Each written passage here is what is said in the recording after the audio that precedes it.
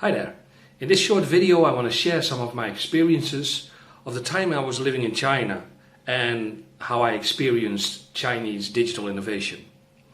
And I also want to show you some examples of how I think a new era has started in which Western technology companies, like the ones in Silicon Valley, have started looking more closely at what's happening in China and started incorporating some of the new ideas that we've seen appear in the past 10 years into their own products.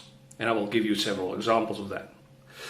Let's go back a bit in time. I arrived in China in early 2011. I was doing 2 years of volunteering work in the city of Xi'an.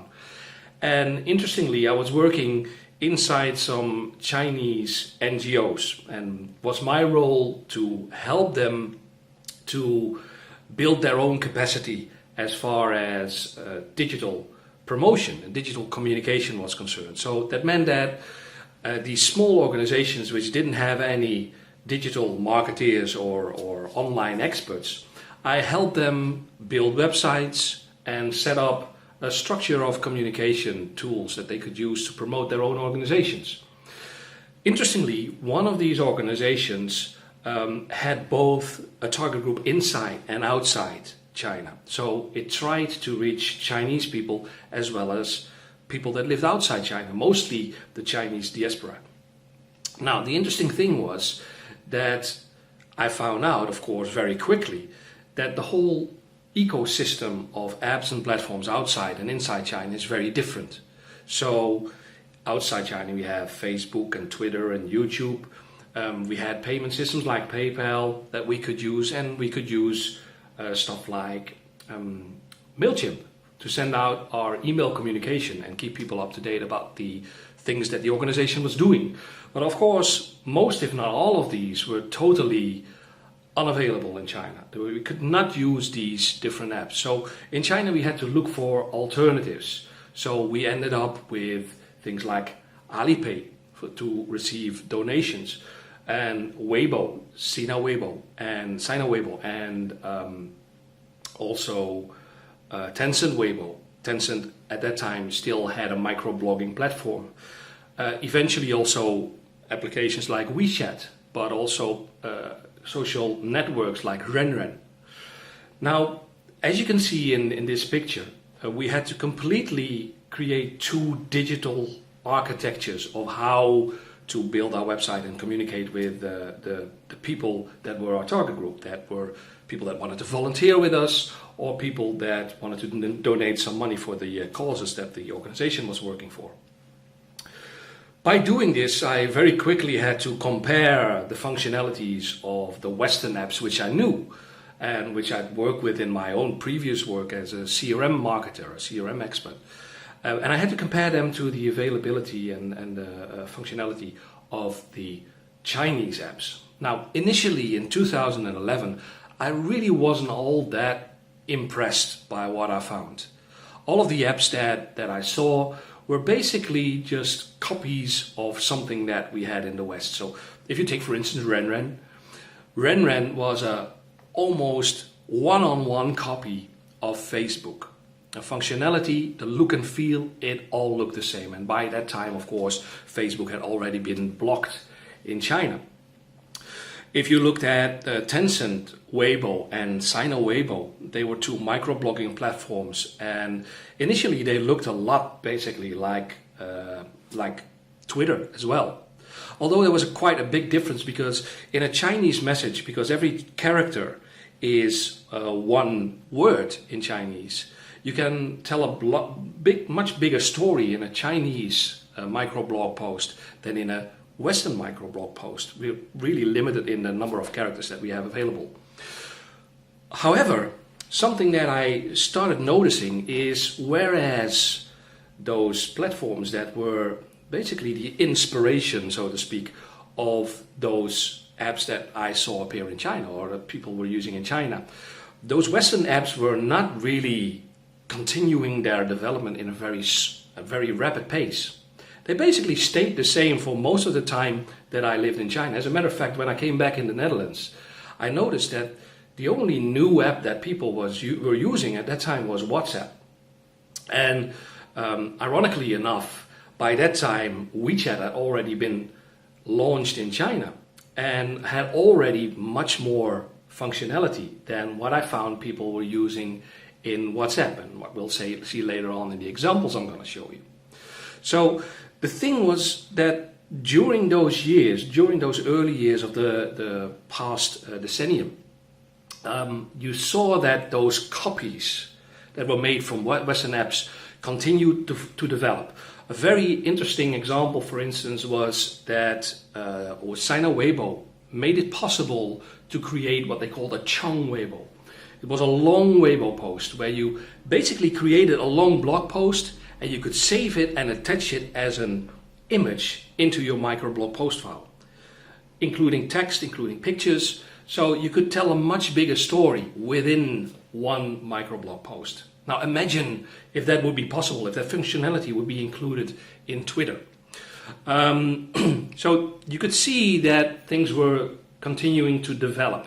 And one of the reasons is that the competition in China is just so much harder than in the West.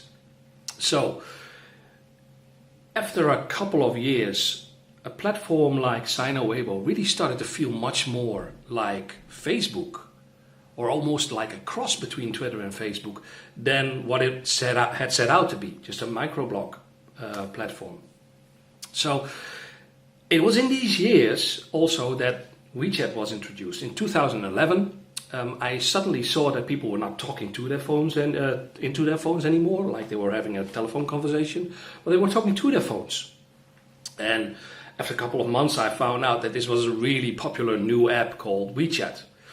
Now, even before I went back and moved back to the Netherlands, WeChat already had a lot of innovative things. Some were copied from other apps, like from Korea or from Japan. So you had stickers, you had animations, but WeChat also very quickly became a media platform where people or organizations could post their own blog posts and their own content. And this already started happening before I moved back to the Netherlands. And after that, what we've seen, especially up till 2017, is a lot of innovation that took place in WeChat. You saw micro payments being integrated in WeChat, mini programs, what we've seen in 2017. So after that first period of blandly copying all of the Western apps, you saw that partially based on very fierce competition in China, you saw that these apps started to continue development and continue to evolve into something much bigger, something which could be called an ecosystem in many cases, like for instance nowadays with WeChat, Alipay and Meituan. The Meituan app all have become super apps. Now if we go back about 5 years, you could see that people in Facebook, like Mark Zuckerberg, have started to notice what was going on in China. And already back then, they were sort of admitting that the way that things needed to move was really within chat apps and really within these kinds of ecosystems. And it was at that time, which must have been something like 2015, that I started expecting Western apps to actually start to copy China and incorporate things into their own products. And this is something that has really started happening, as I'll show you in the next couple of examples. Okay, so let's have a look at some examples of functionality that was added to Western apps in the last couple of years and how that compares to China and Chinese innovation. Now, a little disclaimer before I start. These examples have been gathered over the stretch of several years, basically at least 5 years. I will compare some functionality that was added to Western apps to when it was introduced in China.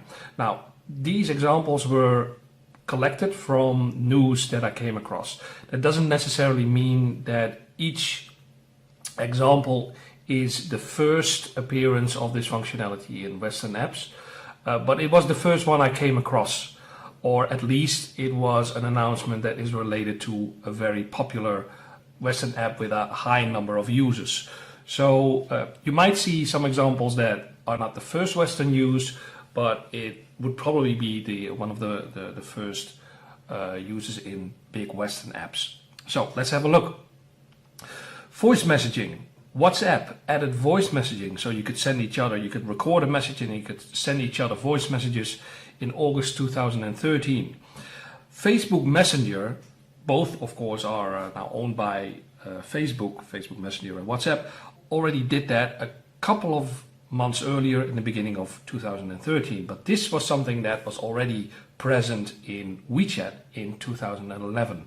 By the way, also interesting to know is that WeChat sort of was inspired by the idea of Talkbox, which was an app from Hong Kong, which was all about sending each other voice messages. So WeChat was also not the first one to use this. Web chats, where you could log in to on your desktop or through a browser and do chats in WhatsApp, was made possible in January 2015. But it was already incorporated in WeChat in July 2012. So while I was still in China, I was using this quite a lot, as a matter of fact. O2O, so online to offline. So Facebook Messenger in December 2015 incorporated in the United States the possibility to hail a taxi ride, to get a taxi ride in Facebook Messenger. Now this was functionality that was also launched 2 years earlier in WeChat in cooperation with Didi. Ordering food, another O2O example. Facebook made it possible to order food through the Facebook app in May 2017. It was already available in WeChat in February 2014. Shopping tags. Instagram in June 2018 made it possible to add text to your photos in Instagram, and by clicking on it you could go to a website where you can actually buy the product that you saw in the image. This is something that was already done quite early on in China by an app called Mogujie. I have tried to figure out what the exact timing was that Mogujie did this, but basically Mogujie was sort of a Pinterest-like platform where you could also tag your pictures and link them to e-commerce sites.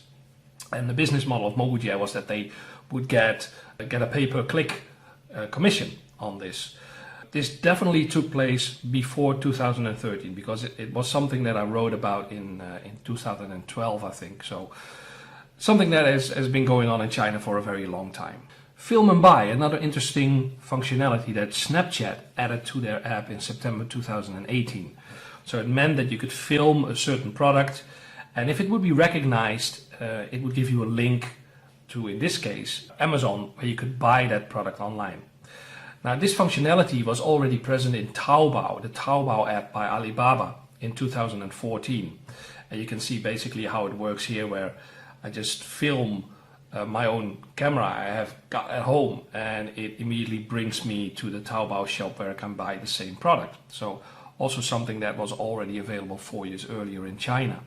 Stickers. WhatsApp, not always the quickest in implementing new functionality, made it possible to use stickers in October 2018. Now, in WeChat this was available almost from the very start, so probably at the end of 2011 it was available, and even WeChat copied this from other apps like Line, a South Korean app that was already using it a bit earlier. Virtual lipstick in augmented reality. Pinterest at the start of this year made it possible to, in your Pinterest app, you could use virtual lipsticks and see how they would look on you, on your face. This is something that actually was already done by a beauty app, a Chinese beauty app called Meitu in 2017. Paying your friends through a chat message. In Brazil, WhatsApp implemented the possibility to pay your friends some money through a chat message, something which, by the way, also immediately got pulled again because of seemingly local regulations. But this possibility to pay your friends through a chat message was done by Facebook Messenger 5 years earlier in 2015. But in WeChat, it was already possible in June 2014. Now we look at stickers, but animated stickers that are like a little animation, a little cartoon that plays. WhatsApp created this possibility in July 2020, and in WeChat they were already available in 2013, maybe even a bit earlier, where you could download complete animated sticker sets around one specific cartoon character. Instagram made it possible in September of this year to scan somebody's personal QR code and then follow them on Instagram. Now, this is something that WhatsApp already made available in July 2020. But of course, Snapchat, a different app, a different Western app, already had that functionality in 2015. But of course, QR codes being as much used as they are in China, this is something that was already possible in WeChat in December 2011. Google has an app called Shoploop. And in Shoploop, you can watch videos, 90-second videos, in which people show certain products, and they include a link which will take you to a site where you can buy that specific product. I think that this functionality was added to Shoploop, which is already like 2 years old in this year.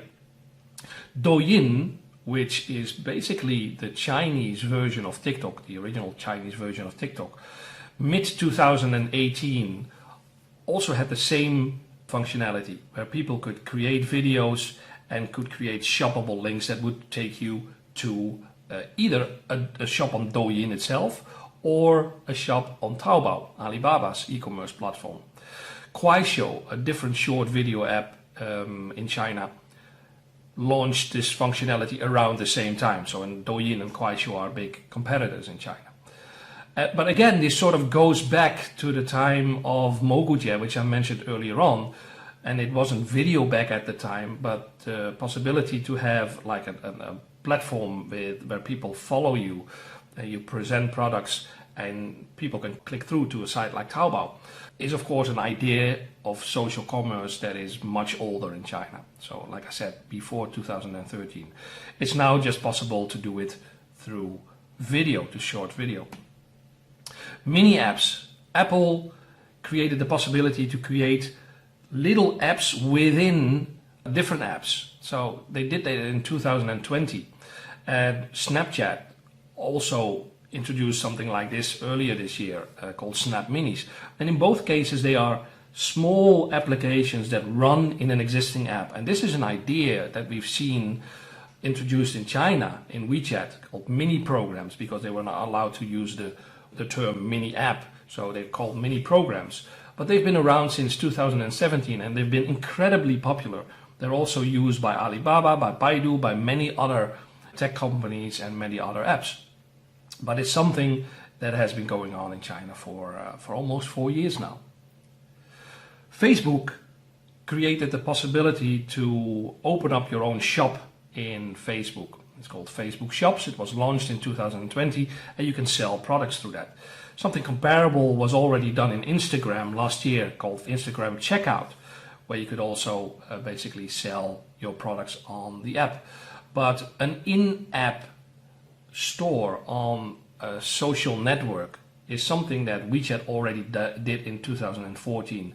Both consumers and brands could set up an in-store, a Weidian as they call it, inside WeChat. So an idea that has been used in China since 2014.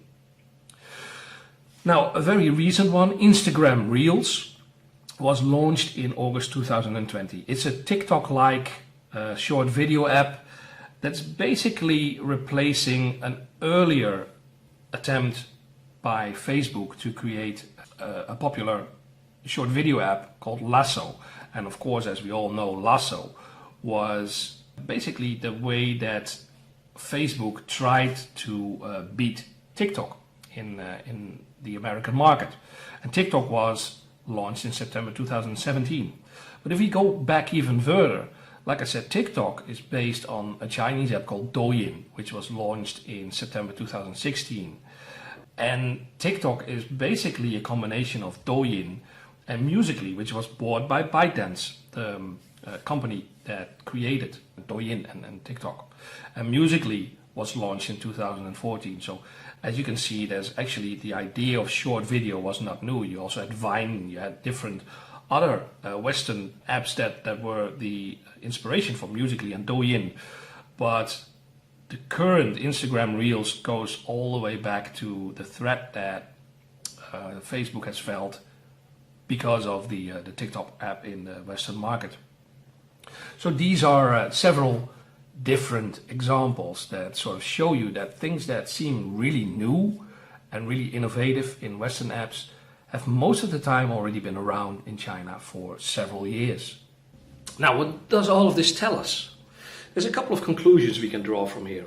We can see that the era where China was simply blindly copying a lot of apps and functionality from the West to put into their own products has sort of come to an end. That doesn't mean that there's no copying taking place from the West to China anymore, but there definitely has arrived a new era, a new time where Western companies are looking at Chinese functionality, at Chinese innovation, Chinese digital innovation and apps, and copying some of that into their apps. It has taken quite a long time, but it is happening now at the moment. Now, what does that mean for us? What does it mean for you as a viewer? There's a couple of things that you can think of. First of all, like I quite often say at the end of my lectures and presentations, is if you pay more attention to what's happening in China, it is almost like going to a fortune teller and looking into her glass ball. And she shows you the future. So looking at digital innovation in China is like taking a peek into the future. Now, what does that mean? That means that either you can get new ideas and get inspired by the things that are happening in China, but also because probably the people that are watching this, you are not working at maybe at Facebook or at Google or at Twitter, but still looking at what is happening in China can give you an idea about what could also arrive here in the West. Also, what we need to do is we need to sort of shake off the feeling of superiority that only we can be innovative and that the Chinese people, because of their education system, cannot be creative, which is really not always the case, as we have seen with a lot of the examples that I've just shown you. Now, does this mean that we all should start using Chinese apps? No, it doesn't. First of all, there are very few Chinese apps that have become very popular in the West. I basically can only think of one real example, being TikTok, which is basically the international version of Douyin. But all of the other Chinese apps have not really been very successful. WeChat tried to get popular in America, and in the rest of the world it invested a lot of money by having Lionel Messi promote their products, but they failed miserably after just wasting a lot of money on that. And that's also because a lot of the functionality that you have in apps in China are simply not available outside of China, like all of the payment systems and the mini programs that you cannot use outside of China. So those apps have very little, if all, any added value in Western societies. So I hope that this video gave you enough examples and enough reason to pay a bit more attention and not only look to Silicon Valley, but also maybe look to places like Beijing's Zhongguancun, which is sort of the Silicon Valley of China. So I hope you found this helpful. If you like it, click on like, follow my channel, share it with other people, because that's what we do. We share the knowledge with people like you. Thank you.